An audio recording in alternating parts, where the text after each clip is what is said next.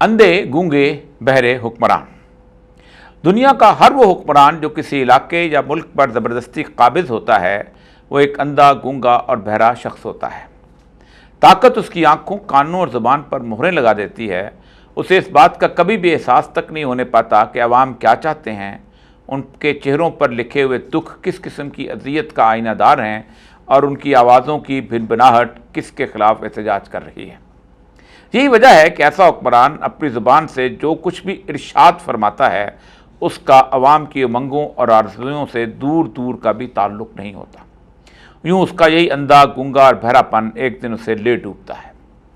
صدیوں پہلے حکمران جب توسیع سلطنت کے نشے میں علاقے فتح کیا کرتے تھے تو وہ مغلوب عوام کی ضروریات اور جذبات سے اکثر بے بہرا ہو کر حکومت کیا کرتے۔ یہ وہ دور تھا جب عوام نے ابھی تک اجتماعی طور پر بغاوت یا احتجاج کرنے کا طریقہ نہیں سیکھا تھا۔ نہ ہی کہیں احتجاجی جلوس نکلتے تھے اور نہ ہی شورش اور بلوہ کا راستہ اختیار ہوتا۔ مگر بادشاہ سے عوام اپنی نفرت کا اظہار یوں کرتے کہ جیسے ہی کوئی دوسرا طاقتور حکمران ان کے علاقے کو میلی نظر سے دیکھنے لگتا تو اسے اندرون خانہ حملے کی دعوت بھی دیتے اور اس کے حملے کے دوران مکمل خاموش تماشائی بن جاتے، جس کے نتیجے میں ان پر مسلط ظالم بادشاہ حملہ آور بادشاہ کے ہاتھوں ذلت آمیز شکست سے دوچار ہو جاتا۔ برصغیر پاک و ہند میں ایسی عوامی نفرت کا آخری مظاہرہ 1849 میں دیکھنے میں آیا جب انگریزوں نے پنجاب پر حملہ کیا تو سکھ فوج کے مظالم سے تنگ آئے ہوئے عوام نے نہ صرف ایک خاموش تماشائی کا کردار ادا کیا بلکہ وہ حملہ آور فوج کے لیے مددگار بھی ثابت ہوئے، اور یوں فرانسیسی جرنیل ونچورا کی تربیت یافتہ سکھ فوج کو انگریز چند دنوں میں ہی گھسیٹتا ہوا چیلیاں والا کے مقام پر دریائے جہلم پر لے گیا اور انہیں گاجر مولی کی طرح کاٹ کر دریا میں پھینکتا چلا گیا۔ پنجابی عوام کی اس نفرت کے سیلاب نے ہندوستان کے عوام کی یہ غلط فہمی بھی دور کر دی کہ یہاں کچھ لڑنے والی یعنی مارشل نسلیں بھی آباد ہیں، جیسے پنجابی اور گورکھے وغیرہ۔ حیرت کی بات ہے کہ ان قداور پنجابیوں کو شکست دینے والے بنگال اور مدراس کے پستقت سپاہی تھے۔ بادشاہتوں اور سلطنتوں کے اس دور کا یہ آخری عوامی تماشا تھا۔ اس سے پہلے عباسی خلیفہ مستعصم باللہ کے بغداد پر جب 29 جنوری 1258 کو ہلاکو نے حملہ کیا تو اس نے شہر کا محاصرہ کر لیا، مگر صرف 13 دن محاصرے کے بعد 10 فروری 1258 کو فوج نے ہتھیار ڈال دیے۔ افواج جب عوامی پذیرائی سے محروم ہو جائیں تو پھر ان کے لیے ہتھیار ڈالنے یا لڑ کر موت قبول کرنے کے سوا کوئی راستہ نہیں ہوتا۔ باہمت اور غیرت مند لڑ کر موت کو گلے لگاتے ہیں اور بزدل اور کمزور ہتھیار ڈال دیتے ہیں۔ ان سب سے مختلف دنیا بھر میں شہنشاہیت کے آخری دور میں فرانس ایک ایسا ملک تھا جس نے عوامی بغاوت، شورش اور احتجاج کے ذریعے ظالم حکمرانوں کو انجام تک پہنچانے کا راستہ اختیار کیا۔ اس دور میں یہ راستہ بہت طویل اور صبر آزما تھا۔ فرانسیسی عوام کی یہ بغاوت اور احتجاج 10 سال 6 ماہ اور 4 دن تک جاری رہا۔ 5 مئی 1789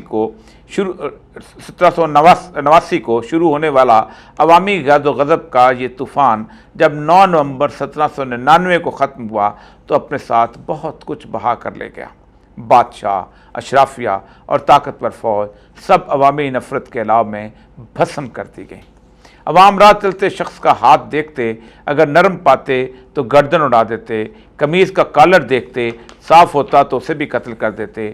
حکمرانوں میں جس شخص نے بھی کبھی عوام کی غربت و افلاس کا تمسخر اڑایا تھا اس کی شامت آ گئی۔ ملکہ عالیہ میری کو جب بتایا گیا کہ عوام کو روٹی میسر نہیں ہے تو اس نے تندن جواب دیا کہ یہ لوگ کیک کیوں نہیں کھاتے۔ ملکہ کو جس ذلت کے ساتھ قتل گاہ پر گھسیٹا گیا وہ عبرت کا منظر تھا۔ فوج کا سپہ سالار روحان تو تمسخر اڑانے میں ملکہ سے بھی 2 ہاتھ آگے نکل گیا تھا۔ اس کے سامنے جب لوگوں کی بھوک کی شکایت کی گئی تو اس نے کہا پیرس میں اتنی گھاس ہے، یہ لوگ گھاس کیوں نہیں کھاتے؟ اسے جب قتل گاہ کے چبوترے پر کھڑا کیا گیا تو اس سے پہلے کہ اس کی گردن کاٹنے کے لیے لہراتا ہوا چھرا اس پر گرایا جاتا اس کا منہ گھاس سے بھرا گیا اور پھر اس کی گردن اڑا دی گئی۔ ٹھیک 180 سال بعد ایسا ہی منظرنامہ ایران میں 1979 میں نظر آیا۔ اس دفعہ عوامی طوفان کو ابھرنے اور خوفناک ہونے میں 10 سال نہیں بلکہ صرف 10 ماہ کا عرصہ لگا۔ اپریل 1978 کی ایک صبح جب شاہ ایران रज़ा Shah Pahlavi military academy Tehran के पासिंग आउट परेड में तकरीर करते हुए ये कह रहा था कि उसके पास 7 लाख फ़ौज और सवाक जैसी शानदार खुफिया एजेंसी है और उसे कोई शिकस्त नहीं दे सकता, क्योंकि उसने तो अवाम को खुशहाल भी कर दिया है। इसलिए उसके ख़िलाफ़ कौन उठेगा। ठीक उसी तकरीर के लम्हे के दौरान तेहरान यूनिवर्सिटी से सिर्फ चंद 100 तलबा का एक जुलूस शाह के ख़िलाफ़ नारे निकालते हुए बरामद हो रहा था। इस आगाज़ के ठीक 10 माह बाद 1 फरवरी 1979 को आयतुल्लाह ख़ुमैनी का जहाज़ तेहरान एयरपोर्ट पर अवाम के जम्मे गफ़ीर में उतरा तो लोगों ने उसकी गाड़ी को कंधों पर उठा लिया। 4 दिन बाद आयतुल्लाह ने हुकूमत बनाई और 11 फरवरी को फ़ौज ने गैर जानबदार होने का ऐलान कर दिया, मगर 10 माह के जुल्म सितम के होते हुए फ़ौज का ऐलान उसके किसी काम ना आ सका। फिर उसके बाद हुक्मरान टोले का हर वो शख्स अवामी कटहरे में लाया गया जो अवाम पर जुल्म में शरीक व मुआवन था। अवामी इंतकाम की ऐसी मिसाल दुनिया की गुज़श्ता 50 साल तारीख़ में नहीं मिलती। सोचने की बात यह है कि ईरान का इनकलाब बाकी तमाम ममालिक में होने वाली एहतजाजी बगावतों से मुख्तलिफ क्यों था। बाकी तमाम ममालिक में अमूमन इक़्तिदार पर बज़ाहिर नज़र आने वाले चेहरे नाम नहाद जमहूरी तौर पर कुर्सी पर बिठाए जाते हैं। जैसे चिली का पिनोशे था तो एक जर्नैल, लेकिन इंतखाबात और सेनेटरशिप के ज़रिए उसे एक सियासी चेहरा बना दिया गया था। ऐसी ही मिसाल मिस्र के हुस्न मुबारक या श्रीलंका के राजा पक्सा ख़ानदान की थी। ये सब के सब सियासी रहनुमा रेत की दीवारों की तरह ताकतवर फ़ौज के आगे खड़े होते थे, और यूँ जब ये अवामी शोरश का मुकाबला नहीं कर पाते तो फ़ौज आकर मुल्की हालात को संभाल लेती और फिर कुछ अर्सा अमन व अमान कायम करने के बाद वो दोबारा नए हुक्मरानों को अपने सामने रेत की बोरियाँ बनाकर हुकूमत करने लगती। ईरान के अवाम चूँकि 1953 में एक ऐसी सूरत से गुजर चुके थे जब उनके मकबूल वज़ीर आज़म मुसद्दक़ को अमरीकी सिपाही CIA ने ईरानी सिपाह के ज़रिए पहले अराकीन असम्बली को ख़रीद कर अदद से हटाया था और रज़ा शाह को जरावतनी से वापस बुलाकर तख्त पर बैठाया था। ईरान के अवाम ने 1953 से 1978 तक 25 साल खुफिया एजेंसी सवाक के मदालम बर्दाश्त किए थे। उन्हें मुकम्मल तौर पर यकीन था कि रज़ा शाह पहलवी या वज़ीर आज़म हवैदा की अपनी कोई हैसियत नहीं है, हम पर अमरीकी ग़ुलामी सिर्फ़ और सिर्फ सिपाही ईरान ने मुसल्लत की है। यही वजह है कि उनका हदफ दीगर तमाम अवाम के ममालिक के अवाम से बिल्कुल मुख्तलिफ था। अवाम में बेबना मकबूलियत से उभरने वाली क़यादत का आलम ये होता है कि हुकूमत उसके ख़िलाफ़ प्रोपेगेंडे के लिए कोई भी साजिशी मनसूबा बनाए, लोग उसे फ़ौरन मुस्तरद कर देते हैं।